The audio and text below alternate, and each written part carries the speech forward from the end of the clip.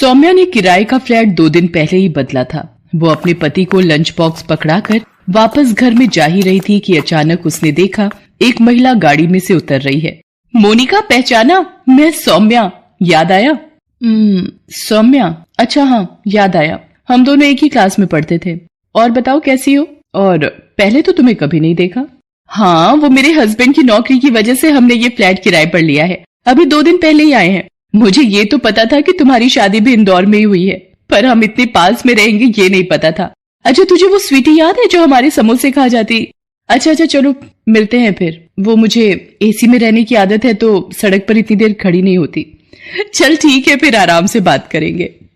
मोनिका और सौम्या स्कूल में साथ पढ़ती थी, पर मोनिका को अपनी अमीरी का शुरू से ही घमंड रहा और अब तो उसकी ससुराल भी पैसे वाली थी। एक दिन, जी मुझे मोनिका से मिलना है। आप यहाँ ड्राइंग रूम में बैठिए, मैं अभी मेम साहब को कहकर आता हूँ। नौकर सौम्या को ड्राइंग रूम में बैठाकर मोनिका को बुलाने चला जाता है। कुछ देर बाद मोनिका अपने कमरे में से बाहर आती है। सोहन, इनके लिए कुछ जूस या चाय वगैरह दो। क्या लोगी सौम्या? अरे चाय वगैरह तो मैं खुद ही बनाकर पी लूंगी, मेरी सहेली का ही तो घर है। मैं तो तुझे ये आम का अचार देने आई थी, मेरी सास ने गांव से डलवा कर भेजा है। वो हर साल सीजन में गांव से अचार मुझे डलवा कर भेज देती हैं। ये ले। सौम्या, हमारे घर में अचार कोई भी नहीं खाता, और वैसे भी मेरे पति ये सब देखकर गुस्सा करते हैं और ऑयली फूड खाने के लिए बिल्कुल मना करते हैं। चल कोई नहीं, जब मन हो तब खा लेना। अच्छा मैं चलती हूँ।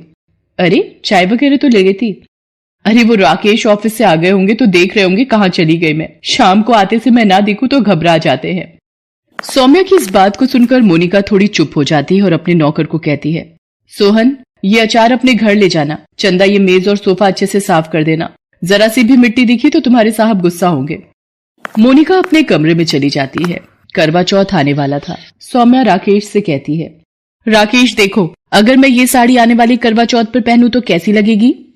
सौम्या, तुम भी क्या सोचती होगी? कैसा पति मिला है, किराए का घर, ऊपर से खुला खर्चा भी नहीं दे पाता, और तो और तुम्हारे लिए नई साड़ी भी नहीं ले सकता। क्या करूं, मेरी तनख्वाह इतनी कम है कि महीना बीतते बीतते पता ही नहीं चलता और पैसे खर्च हो जाते हैं। राकेश, मुझे आपका प्यार मिल गया, उसके सामने मुझे दुनिया की किसी भी चीज का कोई लालच नहीं। आप हो तो सब कुछ है। तुम सच में बहुत अच्छी हो सौम्या। अच्छा एक काम करो, ये 1000 रुपए रख लो, करवा चौथ व्रत का सामान ले आना। ठीक है, आपकी खुशी के लिए मैं ले आऊंगी। शाम को सौम्या बाजार जाने लगती है, तभी मोनिका आ जाती है। मोनिका, अरे तू आज मेरे यहाँ आ बैठ और बता कैसी है? मैं ठीक हूँ। वो करवा चौथ की शाम की पूजा के लिए कॉलोनी की सारी महिलाएं मेरे घर ही इकट्ठा होती हैं, तो सोचा तुम्हें भी बता दूं। तुम मेरी कोठी में ही पूजा के लिए आ जाना, पंडिताइन जी टाइम पर आ जाएंगी। अच्छा, ये तो बहुत अच्छी बात है। सब मिलकर पूजा करेंगे, फिर एक साथ बातें करेंगे तो अलग ही मजा आएगा। अच्छा तू बैठ, मैंने राजमा चावल बनाए हैं, मेरे हाथ के खाकर जाना। नहीं, मैं डाइट प्लान से ही चलती हूँ। अभी मुझे घर जाकर एक्सरसाइज भी करनी है, मेरी ट्रेनर आ गई होगी। सौम्या चुप हो जाती है। कुछ दिन बाद करवा चौथ का व्रत आता है और कॉलोनी की सारी औरतें तैयार होकर मोनिका के घर पहुंचती हैं। कुछ देर बाद सौम्या भी पहुंच जाती है। मोनिका जी, आपकी साड़ी तो हर बार की तरह इस बार भी सबसे अलग और सुंदर है। जी मिसेस चावला, वो मेरे मुंबई के पर्सनल फैशन डिजाइनर ने डिजाइन की है, पूरे 10 लाख की है। वैसे सच में मोनिका जी, करवा चौथ मनाने का असली मजा तो आपकी कोठी पर ही आता है। मोनिका, तू तो सच में बहुत सुंदर लग रही है, और तेरी डिजाइनर मेहंदी भी। पूरे 25,000 रुपए दिए इस मेहंदी के मैंने। आज तो सच में विवेक जी तेरे ऊपर लट्टू हो ही जाएंगे। सौम्या की बात सुनकर मोनिका बात को काट देती है और तभी पंडिताइन भी आ जाती हैं और सब औरतें गोल घेरा बनाकर बैठ जाती हैं और कथा सुनने लगती हैं। इस तरह पूजा समाप्त होती है। सभी औरतें अपने अपने घर चली जाती हैं। सौम्या भी अपने घर आ जाती है और रात में चंद्रमा निकलने का इंतजार करने लगती है। चंद्रमा निकलने में अभी वक्त था। सौम्या राकेश को बार बार छत पर चंद्रमा देखने के लिए भेज रही थी। उसी बीच सौम्या ने मोनिका को फोन मिलाया। हाँ सौम्या, बोलो क्या काम है? और विवेक जी तो आ गए होंगे, अब बस कुछ ही देर में चंद्रमा निकलने वाला है। मेरा तो प्यास के मारे गला सूख रहा है। तू भी मेरी छत पर ही आ जा, हम साथ में मिलकर पूजा करेंगे। नहीं सौम्या, अभी विवेक आए नहीं है, उन्हें कुछ जरूरी काम है, इसलिए वो अभी ऑफिस में ही है। तू चिंता मत कर, आ जाएंगे। और उन्हें भी पता है कि आज करवा चौथ है और तूने उनके लिए व्रत रखा है, इसलिए उन्हें भी तेरी चिंता होगी, तू परेशान मत हो। कुछ देर बाद चांद निकल आता है और सौम्या चंद्रमा की पूजा करती है और राकेश के हाथों से पानी पीकर अपना व्रत खोलती है। कुछ देर बाद वो राकेश से कहती है, राकेश, ये पूड़ी और छोले की सब्जी मैं मोनिका को देकर आती हूँ। अब जब बराबरी में ही रहते हैं तो एक दूसरे का साथ निभाना अच्छा लगता है। अरे, कोठी में ये अंधेरा क्यों है और कोई नौकर चाकर भी नजर नहीं आ रहे। मोनिका, कहाँ पर हो? कहीं बाहर तो नहीं गए हैं? पर गेट तो खुला हुआ है। मोनिका, अरे ये तो बेहोश है। अरे ये जमीन पर कैसे गिरी? सौम्या राकेश को बुलाती है। वो डॉक्टर को लेकर आता है। तब तक मोनिका थोड़ा होश में आ जाती है। देखिए, इन्हें जल्दी ही कुछ लिक्विड देना होगा। पानी की कमी से तबीयत और खराब हो जाएगी। मोनिका, 2 घूंट पानी के ले ले, नहीं तो तेरी तबीयत बिगड़ जाएगी। नहीं, जब तक विवेक अपने हाथ से पानी नहीं पिलाएंगे मैं अपना व्रत नहीं खोलूंगी। अच्छा, मैं चलता हूँ। आप कोशिश कीजिए कि ये कुछ लिक्विड पानी या जूस पी लें, उससे ही तबीयत में सुधार आएगा। तो मैं दोबारा आ जाऊंगा।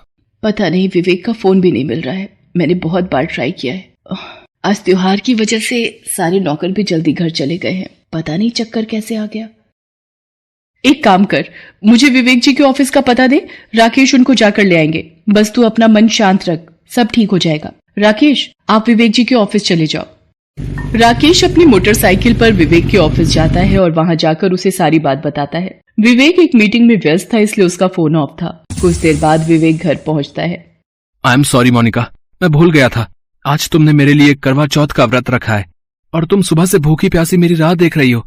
राकेश कुछ देर और मुझे लेने ना आता तो मैं पता नहीं कितने घंटे और ऑफिस में काम करने में बिजी रहता। मोनिका, चलो अब सबसे पहले चंद्रमा की पूजा कर लो और विवेक जी के हाथ से पानी पी लो, ताकि तुम भी पानी और जूस पी सको। मोनिका चंद्रमा की पूजा करती है और विवेक के हाथों से पानी पीती है। उसके बाद सौम्या उसके लिए जूस लेकर आती है। सौम्या, तुम सच में बहुत अच्छी हो। मैंने ही तुम्हें समझने में गलती की।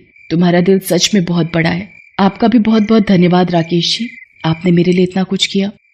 सच में हमें तो आपको धन्यवाद देना चाहिए। आप जैसे इतने अच्छे पड़ोसी हमें मिले हैं, ये तो हमारा सौभाग्य है। विवेक, सौम्या मेरे बचपन की सहेली है। हम दोनों साथ में ही स्कूल में पढ़ते थे, पर ना जाने अमीरी ने मेरी आंखों पर कैसी अंधी पट्टी बांध रखी थी, जो आज मैंने खोल दी है। मोनिका, और मैं भी तुमसे वादा करता हूँ कि अपनी जिंदगी में काम के साथ साथ अपने रिश्ते को भी अहमियत दूंगा। उस दिन अमीर गरीब का करवा चौथ आपसी रिश्तों में प्यार भर देता है।